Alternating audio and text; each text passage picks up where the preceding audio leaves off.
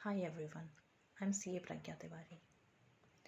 पूरी CA journey में सबसे कम मार्क्स मुझे किसी भी एग्ज़ाम में मिले हैं तो वो हैं एसएफएम में 14 मार्क्स। एग्ज़ाम की प्रिपरेशन में मैंने बहुत सारी गलतियाँ की थी। सबसे पहली गलती तो जो मेजॉरिटी ऑफ स्टूडेंट्स करते हैं, मैंने भी की थी, वो थी एग्ज़ाम के ठीक एक दिन पहले किसी टीचर को क्वेश्चन सॉल्व करते देख के जाने की गलती।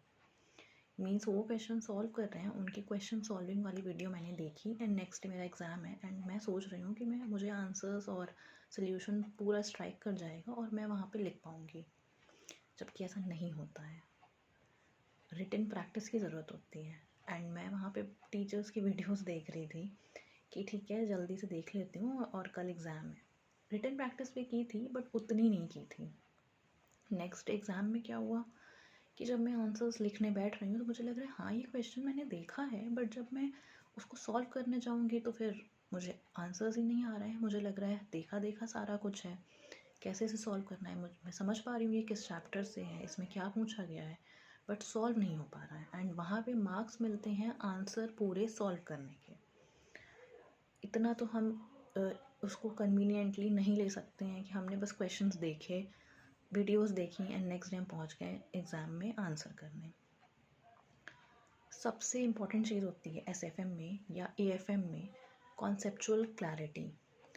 कॉन्सेप्ट्स आपके अच्छे से प्रिपेयर हुए होने चाहिए, जो कि मेरे कुछ एक्सटेंट तक थे, बट मैंने अल्टीमेटली फिर अजय अग्रवाल सर की वीडियोस, रिवीजन वीडियोस जो उनके यूट्यूब पे हैं, वो मैंने रेफ़र किए।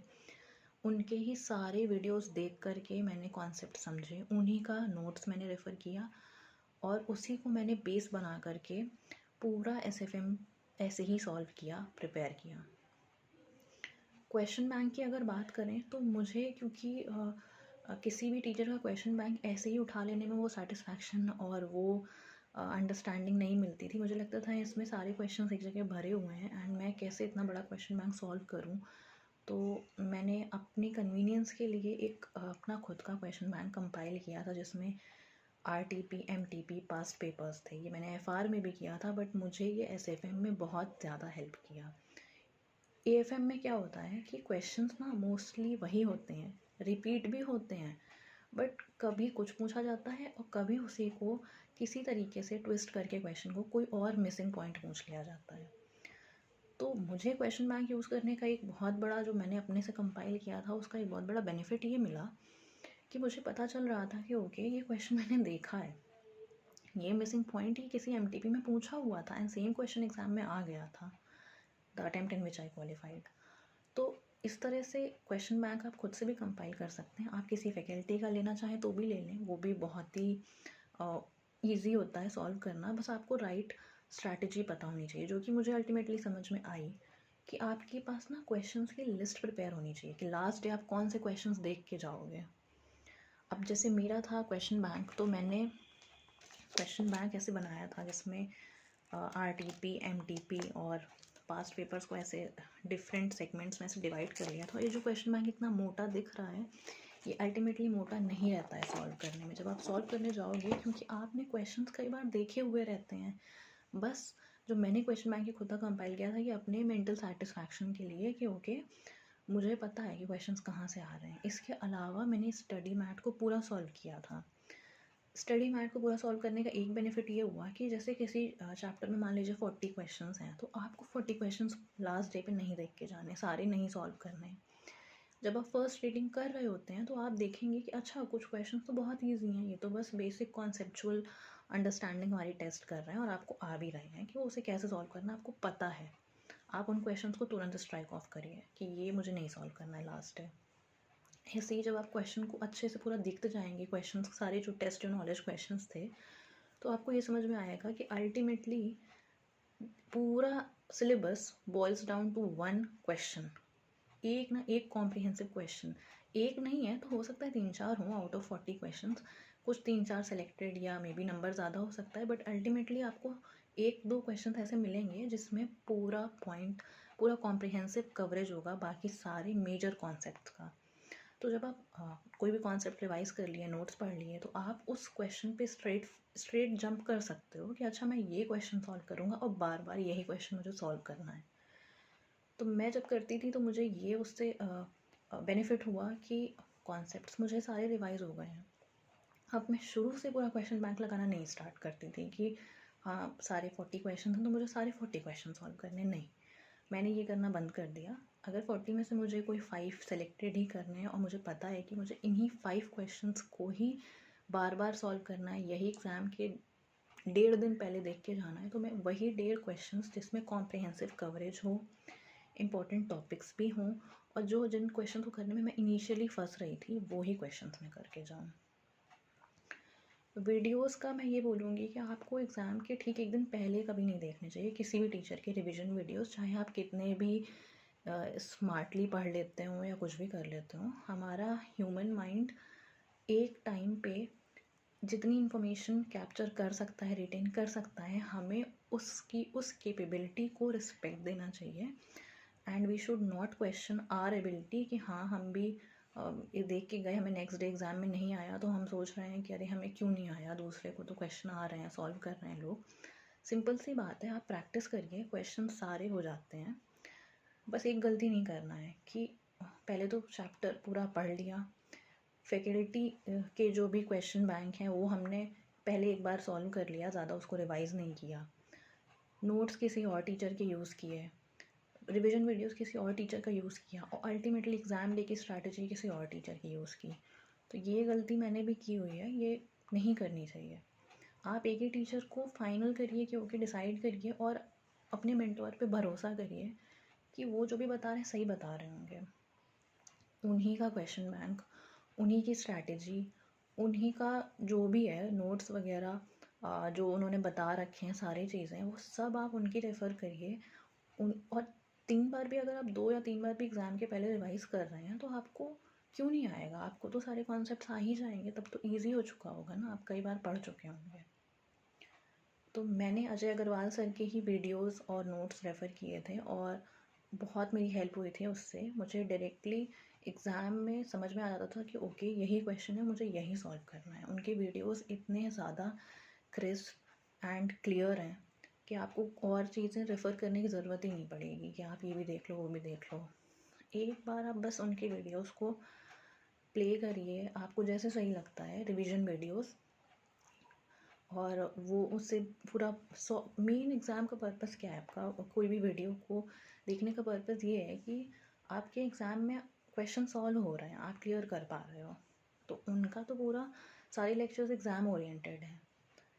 And other than that, capital budgeting एक टॉपिक नया इंट्रोड्यूस हुआ था, तो वो मैंने अटेम्प्ट में मेरे अटेम्प्ट के टाइम वो क्योंकि नया इंट्रोड्यूस हुआ था तो तब तक अजय अग्रवाल सर के वीडियोस आए नहीं थे, तो मुझे जतिन नागपाल सर के वीडियोस और नोट्स मिल गए थे जो कि बहुत ही इजी टू अंडरस्टैंड हैं, एंड वीडियोस तो बहुत ही हेल्पफुल थे। मैंने उन्हीं के वीडियोस देखे हैं, उन्हीं के कॉन्सेप्ट नोट्स रेफ़र किए हैं जो कि अप्रॉक्स 12 पेजेस के हैं।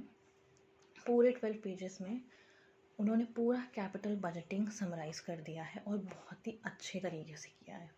सभी टीचर के नोट्स अच्छे होंगे बट मैंने उनके रेफ़र किए उस पर्टिकुलर चैप्टर के लिए और वो बहुत ही हेल्पफुल थे मेरे लिए। कैपिटल बजटिंग का क्वेश्चन भी आया था मेरे अटेम्प्ट में और मैं वो क्लियरली उसको अच्छे से सॉल्व कर पाई। तो thanks to Ajay Agrawal sir and Jatin Nagpal sir, उनके ही नोट्स, उनके वीडियोज़, उन्होंने बहुत हेल्प की मेरी अल्टीमेटली एग्ज़ाम क्लियर करने में। So I got 72 marks in the attempt in which I qualified in SFM. तो SFM में मेरे 72 आए थे। ऑल्सो मैं ये बोलना चाहूँगी कि हम SFM में मुझे एक बहुत बड़ी प्रॉब्लम आती थी और ये शायद बहुतों को आती होगी कि फॉरेक्स चैप्टर से मुझे बहुत डर लगता था। फॉरेक्स चैप्टर मुझसे नहीं रिवाइज़ हो पाता था, कुछ भी कह लो, पर फॉरेक्स का चैप्टर मुझे रिवाइज़ करने में बहुत प्रॉब्लम होती थी। डेरिवेटिव में थोड़ा थोड़ा प्रॉब्लम कभी कभी आती थी, ऑल्दो वो भी कॉन्सेप्चुअल और लॉजिकल है, IRRM में थोड़ी प्रॉब्लम आती थी, बट अल्टीमेटली मेन प्रॉब्लम मुझे फॉरेक्स चैप्टर से थी कि फॉरेक्स चैप्टर इतना बड़ा है, मैं कैसे करूँ। हो भी जाता था तो मुझे लगता था कि एग्ज़ाम में ये पॉइंट मुझे क्लिक करेगा या नहीं, क्वेश्चन आ रहा है तो मैं पूरा 8 मार्क्स का स्टेप बाय स्टेप सही सॉल्व कर पाऊँगी कि नहीं। क्योंकि ये डर मुझे इसलिए था क्योंकि मैं जब प्रैक्टिस करती थी या क्वेश्चन सॉल्व करती थी तो मुझसे कुछ पार्ट फॉरेक्स के कुछ चैप्टर्स के, उस चैप्टर के कुछ पार्ट्स ऐसे थे जो मुझसे नहीं हो पाते थे और मैं कहीं ना कहीं फंस जाती थी। कॉन्सेप्चुअली मुझे समझ में आता था, लॉजिकली मुझे पता था क्या हो रहा है, कैसे हो रहा है, बट वो एग्ज़ाम में 3 घंटे में फॉरेक्स का क्वेश्चन एकदम क्लियर सॉल्व कर लेना, वो थोड़ा मेरे लिए डिफ़िकल्ट टास्क था। ऑल्दो वो चैप्टर काफ़ी लॉजिकल है, उसमें कुछ ऐसा रट्टा मारने वाला नहीं है या कुछ भी है, पूरा एसएफएम भी लॉजिकल है, एएफएम भी, जो अब तो न्यू सिलेबस में उतना थ्योरी भी वो लोग नहीं पूछते हैं, बट आप थ्योरी ज़रूर देख के जाइए। बट मैं फॉरेक्स की अगर बात करूँ तो फॉरेक्स में मैंने क्या किया था, इस प्रॉब्लम को सॉल्व करने के लिए मुझे पूरा चैप्टर नहीं छोड़ के जाना था, जो कि मैंने पहले अटेम्प्ट में किया था। ये गलती मैंने पूरा, मुझसे एक्चुअली रिवाइज़ ही नहीं हो पाया था, क्योंकि इतना सारा ऑलरेडी सिलेबस होता है 1.5 दिन में, और फॉरेक्स से मुझे ऐसे ही डर लगता था, तो मैं फॉरेक्स तो छू भी नहीं पाई थी पहले अटेम्प्ट में। उसके बाद इवेंचुअली मैंने ये किया that I prepared a list, या समरी लिस्ट कह लीजिए, कि फॉरेक्स में एक्चुअली टॉपिक हैं कौन कौन से, वो लिस्ट मैंने प्रिपेयर की। 7 या 8 टॉपिक्स की लिस्ट थी। उस लिस्ट को मैंने 2 पार्ट में डिवाइड किया, कि एक पार्ट वो जो मुझे समझ में आता है, ईजी है और मैं सॉल्व कर सकती हूँ, वो डिफ़िकल्ट नहीं है, तो वो मैं फॉरेक्स में छोड़ के नहीं गई। अगला पार्ट था वो जो थोड़ा मुझे ट्रिकी लगता था और मुझे सॉल्व करने में मुझे थोड़ा सा प्रॉब्लम आती थी, तो तब भी मैंने रिस्क लिया, बट मैंने फॉरेक्स पूरा नहीं छोड़ा। मैंने एक पार्ट फॉरेक्स का छोड़ दिया था, जो कि फॉरेक्स बहुत इंपॉर्टेंट चैप्टर है, किसी को नहीं छोड़ना चाहिए, आप पूरा समझिए, प्रैक्टिस करिए। बट मैंने अपने आप को एक ये रिस्क लेने का परमिशन दिया कि मैं बेसिक्स थे, और जो अगला टॉपिक था nostro vostro and loro account, वो मैंने कर लिया था। क्रॉस रेट्स मैंने कर लिए थे। एक्सपोजर वाला एक टॉपिक था, वो भी मैंने कर लिया था। उसके अलावा जो टॉपिक्स थे, कुछ और छोटे छोटे टॉपिक्स थे, वो मैंने कर लिए थे। कैश मैनेजमेंट वाला भी टॉपिक हो गया था मुझसे। उसके अलावा आर्बिट्रेज, हेजिंग और फेट ऑफ फॉरवर्ड कॉन्ट्रैक्ट, ये सारे टॉपिक्स, जो 3 टॉपिक मैंने लास्ट में बताए, ये मुझे समझ तो आते थे, बट वो क्वेश्चन पूरा आता था तो वो मेरे से पूरा 100% सही सॉल्व हो जाए, या इवन 8 मार्क्स का आया है और मेरे 4 भी आ जाएँ तो वो बड़ी बात थी। तो मैंने उन टॉपिक्स पे, उन 3 टॉपिक्स पे इतना ध्यान नहीं दिया, और जो पहले मैंने मेंशन किया, मैंने उन टॉपिक्स को बहुत अच्छे से प्रिपेयर कर लिया। इंटरनेशनल फाइनेंशियल मैनेजमेंट भी एक टॉपिक है, वो फॉरेक्स का ये पार्ट मान लीजिए, वो भी मैंने अच्छे से प्रिपेयर कर लिया, और जीडीआर का एक क्वेश्चन मेरे अटेम्प्ट में आया था, तो वो मैं कर पाई। लकीली मेरे अटेम्प्ट में फॉरेक्स के उतने क्वेश्चंस आए नहीं, सिर्फ एक ही आया था, इंटरनेशनल फाइनेंशियल मैनेजमेंट का, and I was able to do that. मैं ये बोलूँगी कि फॉरेक्स चैप्टर छोड़ के नहीं जाना चाहिए। आप भले एक उसको 2 पार्ट में डिवाइड कर लीजिए, कौन सा ईजी है, कौन सा थोड़ा सा आपको डिफ़िकल्ट लग रहा है, बट अल्टीमेटली आपको कुछ ना कुछ, कहीं ना कहीं से थोड़ा तो मैनेज करना पड़ेगा। आप पूरा तो छोड़ के नहीं जा सकते, और मैंने भी पूरा नहीं छोड़ा। जो पार्ट किया उससे क्वेश्चन आ गया थैंकफुली। अगर आता किसी और पार्ट से, तो आप एटलीस्ट कुछ पार्ट किए हुए रहेंगे, तो आपको उतनी प्रॉब्लम नहीं आएगी। पूरा छोड़ देंगे तो आपको स्ट्रेस पहले ही हो जाएगा कि मैंने पूरा फॉरेक्स छोड़ दिया, एंड फॉरेक्स फाइनल्स का इतना इंपॉर्टेंट टॉपिक है एएफएम का, तो वह उसको छोड़ना तो नहीं चाहिए।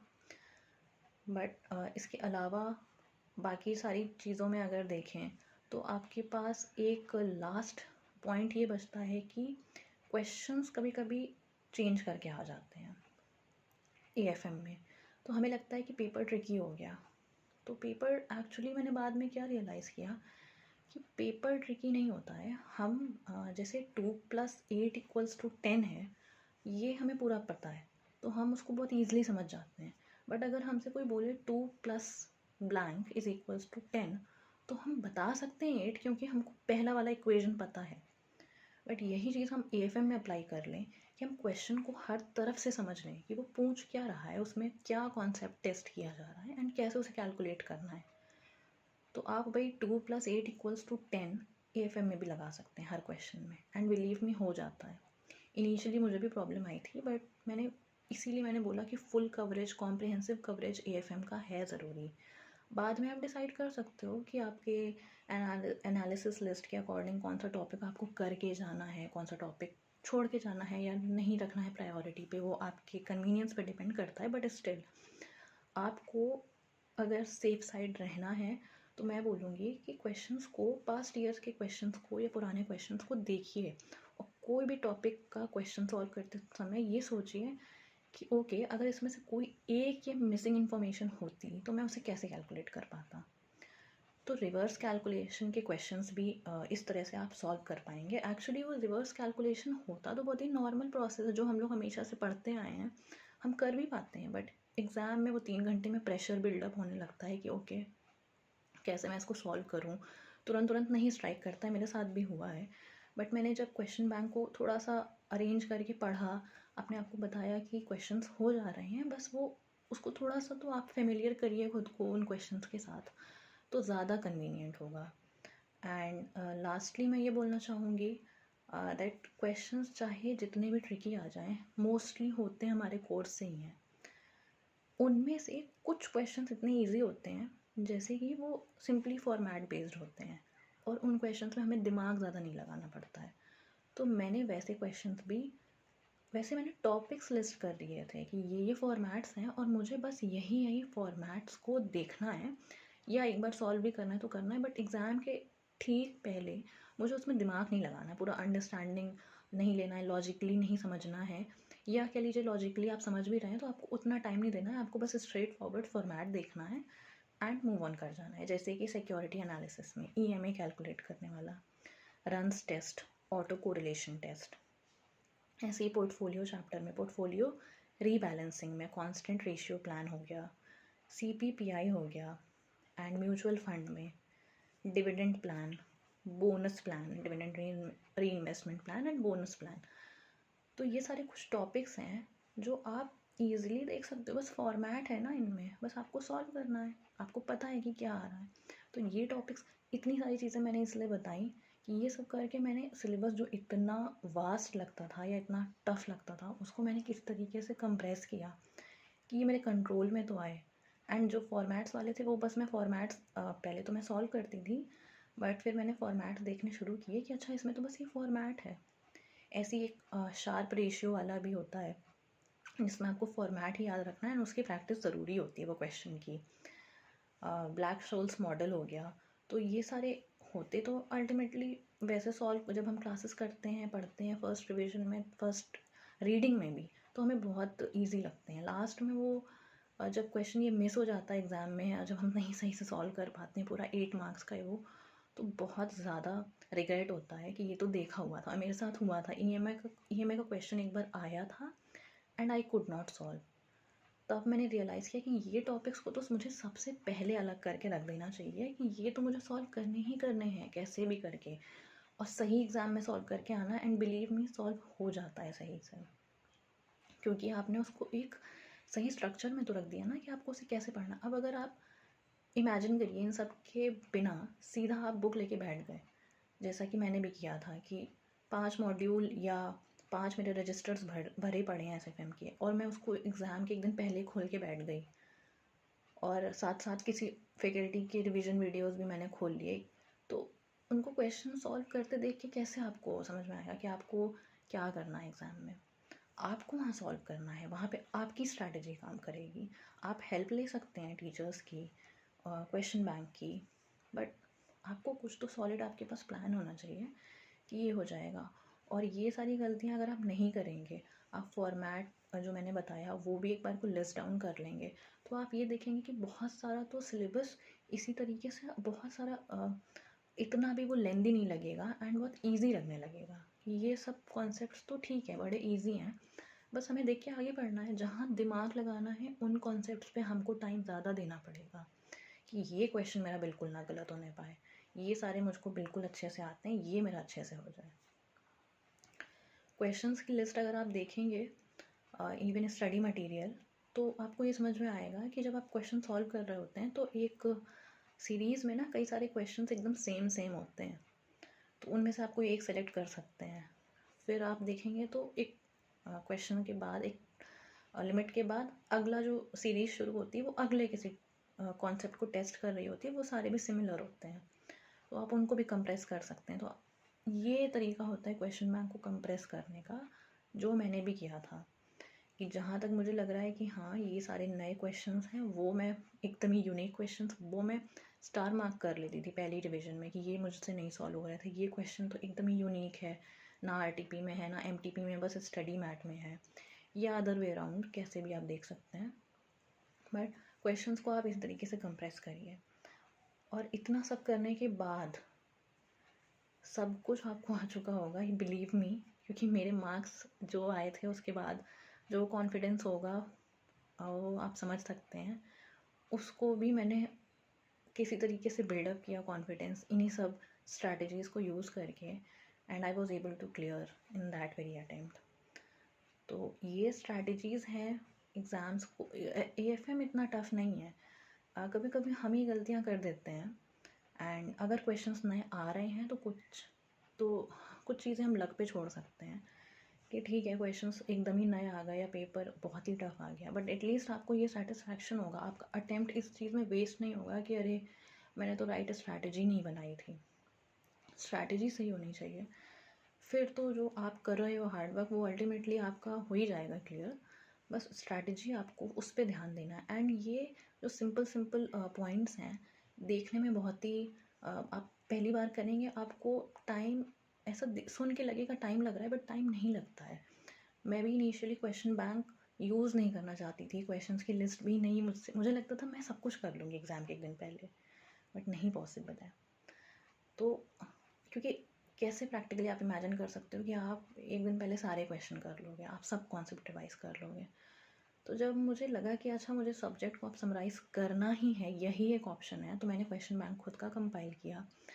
फिर मैंने क्वेश्चंस की लिस्ट कंपाइल की, और क्वेश्चंस की लिस्ट मैंने इस फ्लो में कंपाइल कर डाली पूरी, और उसको भी कंसाइज कर लिया, उसको भी कंप्रेस कर लिया, सिर्फ इस फ्लो में कर लिया कि मुझे ये टॉपिक्स दोबारा नहीं देखने हैं। मतलब ये मुझे आते हैं, बहुत ही ईजिली हो जाएंगे, मुझे बस इंपॉर्टेंट देखना है एंड मुझे पास करना है एग्ज़ाम।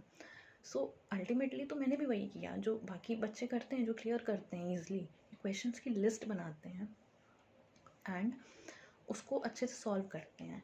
ऐसे ही आप ये स्ट्रैटेजी, सेम स्ट्रैटेजी ये आप नोट्स में भी यूज़ कर सकते हैं। अगर आप नोट्स देखें तो हर चैप्टर में ऐसा होगा कि आपको ऐसे नोट्स मिलेंगे, ऐसे टॉपिक्स मिलेंगे जो कि आपको बहुत ही ईजिली समझ में आते हैं।